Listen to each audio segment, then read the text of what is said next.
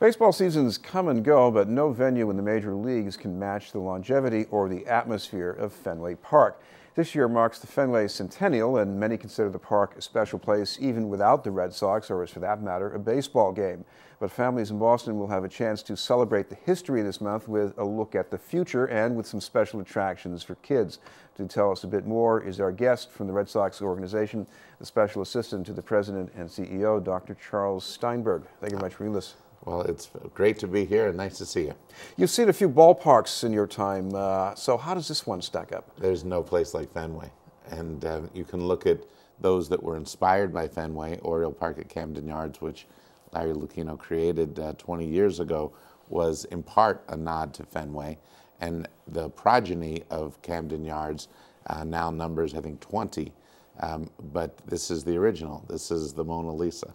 Well, talk about what it is that makes this park have a special feel or a special look, because I see many ballparks that look as if they've been plopped in the middle of nowhere. One of the things that the ballparks that have tried to emulate Fenway have done is recognize that Fenway fits into the constraints of the neighborhood. You have that tall wall, the green monster in left field, because there was a railroad track there. Now, you know, the Mass Pike as well. But it's the architecture, it's the quirkiness, the idiosyncrasies of it. It's also the intergenerational connections. If you are a longtime New Englander, you know that you're sitting where your grandparents sat, same seats. Some of them are really the same seats. And it's also that New England is so full of so many colleges that this is where you came for that great adventure, going off to school, and you went through the rite of passage of games at Fenway Park, and then you went back to where you were from. Maybe you stayed, but if you went back to where you're from, there's a special place in your heart for Fenway Park. It not only represents its inherent beauty or days of Red Sox baseball, but also a specific time in your life that was fun. So you add all of those factors together, plus myriad more, and it becomes a place that's beloved all over the world.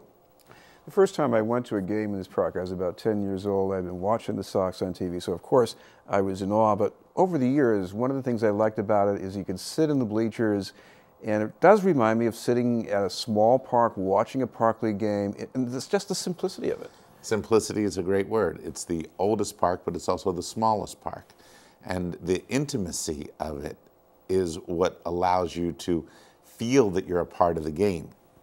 When you believe that the players can hear you, and when our Red Sox nation ancestors 100 years ago demonstrated that point and validated that point by singing relentlessly, singing the song Tessie, and driving the Pittsburgh Pirates crazy in the first ever World Series, and the Pirates admitted it.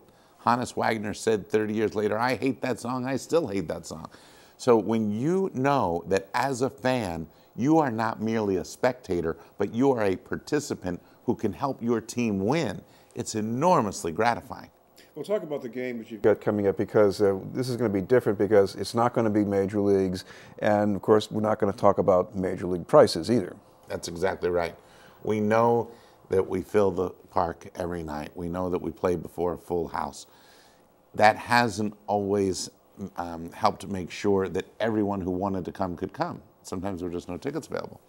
So what we have is a minor league doubleheader, an old-fashioned doubleheader, 2 for the price of 1, on August 18th. We call it Futures at Fenway.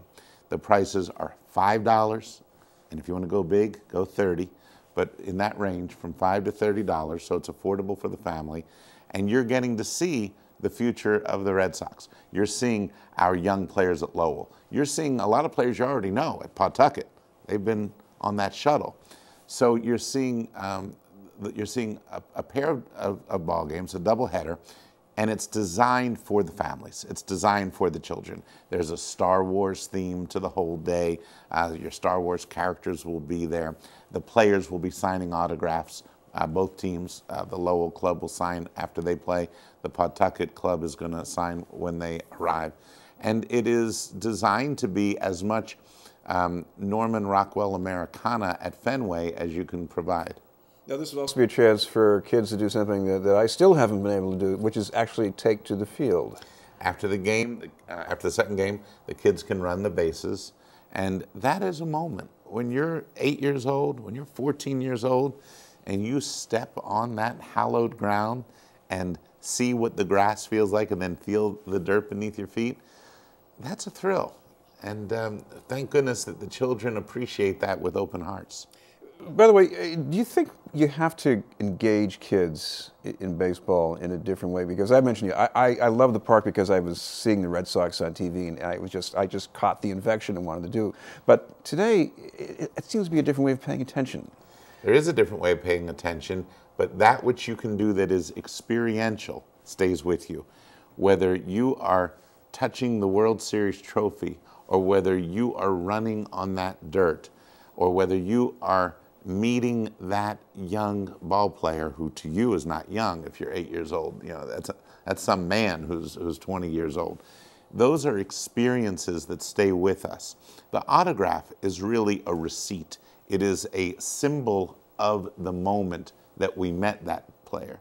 And you know that if you're 8 years old and you meet Jose Iglesias from Pawtucket, and if he goes on to be a star, that's your guy. I knew him then. I met him. I have his autograph.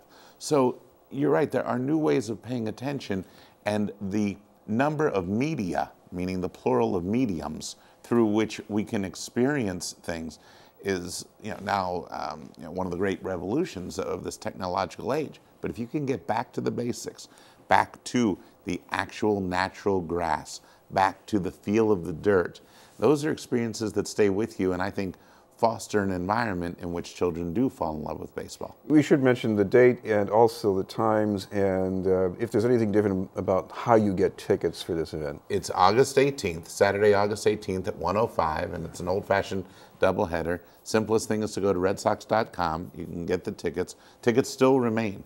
You know, we do have a sellout mentality, with more than 700 straight sellouts, but for this game, it's not necessarily going to sell out. That may actually decongest the park a little bit, but go ahead to redsox.com, and your tickets are starting at $5. Thank you very much for being with us. My pleasure. Dr. Charles Steinberg from the Boston Red Sox.